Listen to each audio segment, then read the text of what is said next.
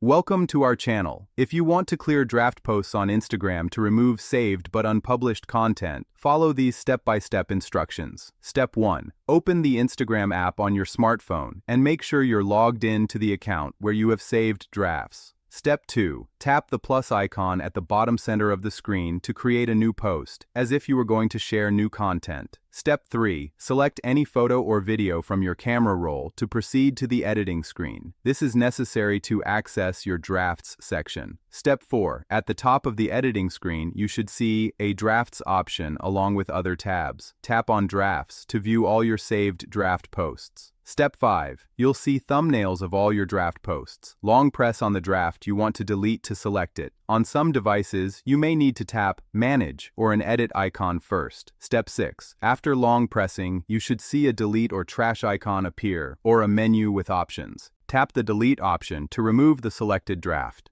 Step 7. To delete multiple drafts at once, tap Manage or the selection icon if available. Then select all the drafts you want to remove before tapping the delete button. Step 8. Confirm the deletion when prompted. Remember that deleted drafts cannot be recovered, so make sure you don't want to keep them before proceeding. Don't forget to like this video and subscribe to our channel.